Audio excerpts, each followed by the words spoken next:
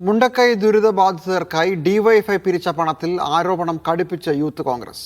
മുഖ്യമന്ത്രിയുടെ ദുരിതാശ്വാസ ഫണ്ടിലേക്ക് പണം നൽകിയെന്ന ഡിവൈഎഫ്ഐയുടെ വാദം നുണയാണ്. അതിനുശേഷം പ്രഖ്യാപിച്ചതിന് ഒരു വർഷത്തിന് ശേഷം ഒരു നിർമ്മാണ കമ്പനിക്ക് പണം നൽകിയതിൽ ദുരൂഹതയുണ്ടെന്നും യൂത്ത് കോൺഗ്രസ് ആരോപിക്കുന്നു. ഈ ഒരു വർഷക്കാലത്തെ പലിശ എവിടെയെന്ന ചോദ്യവും യൂത്ത് കോൺഗ്രസ് ഇന്ന് ഉയർത്തി. മുണ്ടക്കൈയിൽ കോൺഗ്രസ് പിരിച്ച പണത്തിന്റെ കണക്ക് ചോദിച്ച് CPM-ഉം ഡിവൈഎഫ്ഐയും പ്രചാരണം ശക്തമാക്കിയതോടെയാണ് യൂത്ത് കോൺഗ്രസിന്റെ തിരിച്ചടി. 2025 ഏപ്രിൽ 20-നാണ് CMDRF-ലേക്ക് എന്ന പേരിൽ 20 കോടിയുടെ ചെക്ക് ഡിവൈഎഫ്ഐ മുഖ്യമന്ത്രിക്ക് കൈമാറിയത്. എന്നാൽ ഈ പണം CMDRF അക്കൗണ്ടിലേക്ക് എത്തിയില്ല.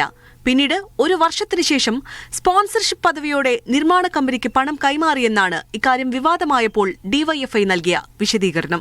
ഈ നടപടിയിലും ദുരൂഹത ആരോപിക്കുകയാണ് യൂത്ത് കോൺഗ്രസ്. ആ 20 കോടി രൂപ ഈ പറയുന്ന ഊരാളങ്കൽ സൊസൈറ്റിയാണോ കൈമാറിയത്? ഈ പറയുന്ന ഡിവൈഎഫ്ഐ പിരിച്ച പണം ഇപ്പോഴും ഒരു അക്കൗണ്ടിലുണ്ടോ? ഇതാണ് ഇവർ ആദ്യം ജനങ്ങളോട് പറയേണ്ടത്. മറ്റ് പണം കൊടുത്ത ആളുകളെ ആരെയും ട്രൈപാർട്ടി അഗ്രിമെന്റിന്റെ ഭാഗമായിട്ട് ഉൾപ്പെടുത്തിയിട്ടില്ല. ഇതൊക്കെ സംബന്ധിച്ച് വ്യക്തത വരുത്തണ്ടേ? മുഖ്യമന്ത്രിക്ക് കൈമാറിയത് വ്യാജ ചെക്കാണെന്ന ആരോപണത്തിനൊപ്പം ഒരു വർഷക്കാലത്തെ പലിശ എവിടെയെന്ന സുപ്രധാന ചോദ്യവും യൂത്ത് കോൺഗ്രസ് മുന്നോട്ട് വെച്ചു.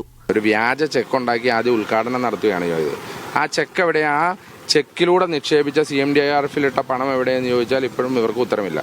അന്ന് അവർ കാണിച്ചത് വ്യാജമായ ചെക്കായിരുന്നു എന്നും ഈ 2026 വരെ ഒരു വർഷക്കാലം ഇവർക്ക് കിട്ടിയ പണം ഇവർ അക്കൗണ്ടിൽ സൂക്ഷിക്കുകയായിരുന്നു എന്നുള്ള കാര്യം വ്യക്തമാണ്.